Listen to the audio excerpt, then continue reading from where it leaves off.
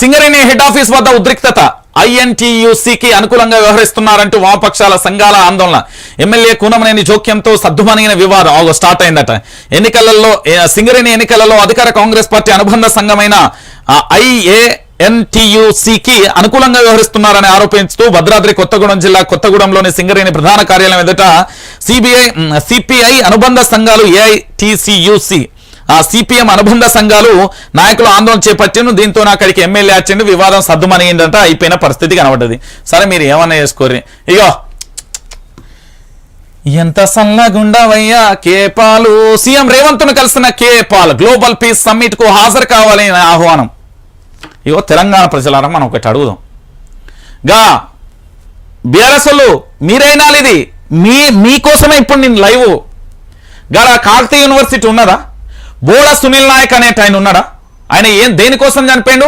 తెలంగాణ రాష్ట్రంలో నోటిఫికేషన్ రాలే. ఎవరు వేయలే? గత ప్రభుత్వానికి సంబంధించి వేయలే. సరే దేవుడు పాలన ఎట్లా జరిగింది అనే విషయం మీ అందరికీ తెలుసు. దాని గురించి ఎక్కువ చర్చద్దు. మరి వాళ్ళ కుటుంబానికి అపాయింట్మెంట్ ఇవ్వచ్చు కదా సార్ సీఎం రేవంత్ రెడ్డి గారు. వాళ్ళ కుటుంబానికి అపాయింట్మెంట్ ఇవ్వండి.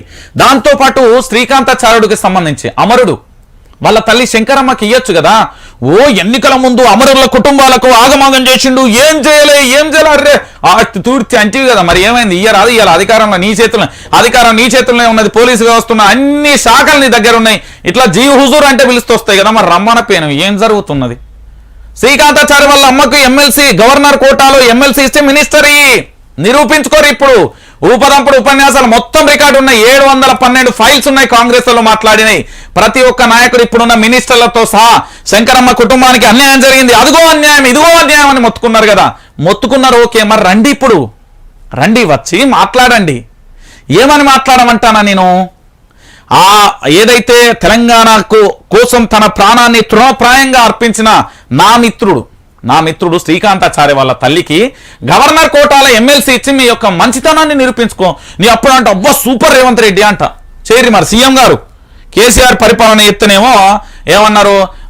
కుటుంబ అరే నేను కూడా అన్నా భయ్ అన్నా నేను అనలే. నేను అస్సలనా నేను న్యాయబద్ధంగా మాట్లాడతా. ఆనాడు మీరు విపక్షంలో ఉన్నారు, మీ వెనుక నేను నడిచిన. ఈ రోజు కూడా విపక్షంలో ఉన్నారు, వీళ్ళ వెనుక నడుస్తా. గంతే. తప్పులను ఎత్తి చూపడం నాకు ఇష్టమైన అలవాటు. గంతే. నేను ఎప్పుడైనా విపక్షం. నా ఉద్యమ సమయంలోనైనా నేను గదే ఉద్యమాలు చేసినోనే, నేను అన్ని చేసినోని కాబట్టి నాకు తెలుసు కాబట్టి చెప్తున్నా. ఒకటి బోడ సునీల్ నాయక్, 2 ప్రవళిక కుటుంబానికి సంబంధించి అబ్బా అసలు ఘోరం ఏందంటే ఇది చెప్పాలి మీకు తెలంగాణ ప్రజలరా. రాహుల్ గాంధీ ప్రియాంక గాంధీ ములుగు జిల్లా సభకు వస్తా ఉంటే వాళ్ళని ఖచ్చితంగా కూడా కలిపియాలని వాళ్ళ కుటుంబ సభ్యుల దగ్గర తీసుకెళ్లాలని ప్లాన్ చేసిరు కదా. ఈ రోజు అదే కుటుంబానికి సంబంధించి ఉద్యోగం ఇయ్యి, డబుల్ బెడ్రూమ్ ఇయ్యి, 30 లక్షలు 40 లక్షల పైసలు ఇయ్యి. ఎందుకంటే ప్రాణం పోయింది. ప్రాణం ఖరీదు అంటలేం మేము. ఆ ప్రాణానికి సంబంధించి పోయింది. సరే గత ప్రభుత్వం తప్పుదం మీరు ప్రచారం చేసిరు, మరి దానికి న్యాయం చేయమని అడుగుతున్నా.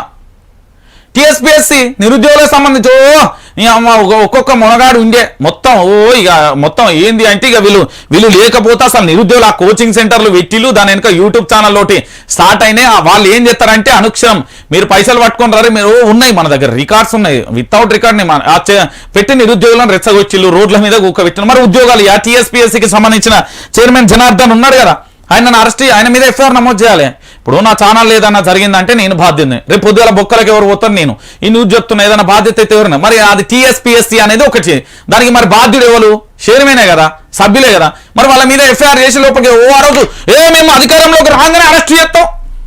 లొట్ట పీస్ ఏమన్నా కోడిగుడ్డు మీద ఈకలు బిక్తున్నారా? మరి ఏం బిక్తున్నారు అంటున్నారు తెలంగాణ ప్రజలు. నేను అనట్లేదు, తెలంగాణ ప్రజలే అంటారు ఇప్పుడు ఇక నుంచి.